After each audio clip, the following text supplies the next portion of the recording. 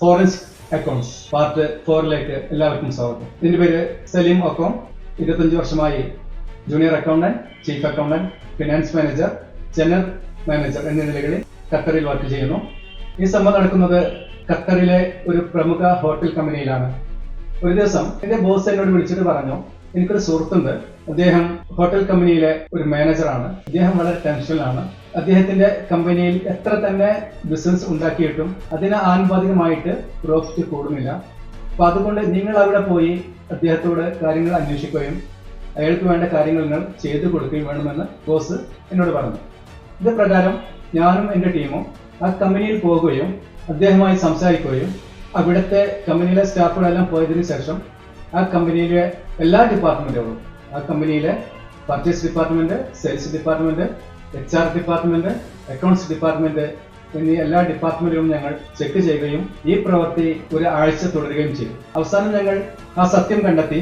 ആ കമ്പനിയുടെ purchase department എല്ലാവരും കൂടി ഫ്രോഡ് കളിക്കുകയായിരുന്നു എന്നുള്ള കാര്യം. ഇങ്ങനെ ഒരു ഡൗട്ട് ഞങ്ങൾക്ക് വന്ന സമയത്ത് ഞങ്ങൾ ചെയ്തത്, പർച്ചേസ് ഡിപ്പാർട്ട്മെന്റിനെ സെയിൽസ് ഡിപ്പാർട്ട്മെന്റിലേക്കും സെയിൽസ് ഡിപ്പാർട്ട്മെന്റിനെ പർച്ചേസ് ഡിപ്പാർട്ട്മെന്റിലേക്കും ഞങ്ങൾ സ്ഥലം മാറ്റി.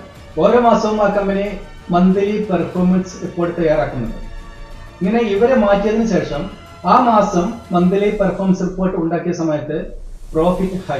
കാരണം പർച്ചേസ് ഡിപ്പാർട്ട്മെന്റിലെ ആളുകൾ 100 ചാക്ക് അരിക്ക് ഓർഡർ കൊടുക്കുമെങ്കിലും അതിനുള്ള പണം ട്രാൻസ്ഫർ ചെയ്യുകയും ചെയ്താലും അവിടെ വരുന്നത് 90 ചാക്ക് അരി മാത്രമാണ്.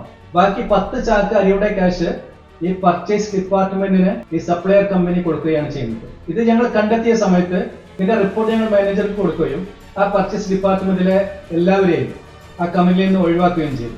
അപ്പോൾ നമ്മുടെ കമ്പനിയിൽ ഇതുപോലെ ഓരോ ഡിപ്പാർട്ട്മെന്റും ക്ലിയർ ആയിട്ടാണോ പോകുന്നത് എന്നറിയാൻ നിങ്ങൾ ചെയ്യേണ്ടത് ഓരോ മാസവും മന്ത്ലി പെർഫോമൻസ് റിപ്പോർട്ട് തയ്യാറാക്കുക എന്നതാണ്. നമുക്ക് കൃത്യമായിട്ട് മനസ്സിലാവും കഴിഞ്ഞ മാസത്തെ എക്സ്പെൻസും കഴിഞ്ഞ മാസത്തെ റവന്യൂ എല്ലാം എന്തായിരുന്നു, ഈ മാസം നമുക്ക് എത്ര റവന്യൂ വന്നിട്ടുണ്ട്, എത്ര എക്സ്പെൻസ് വന്നിട്ടുണ്ട് എന്ന് വ്യക്തമായിട്ട് മനസ്സിലാവും. എവിടെയെങ്കിലും ആരെങ്കിലും ഫ്രോഡ് കളിക്കുന്നുണ്ടെങ്കിൽ കണ്ടെത്താൻ സാധിക്കും.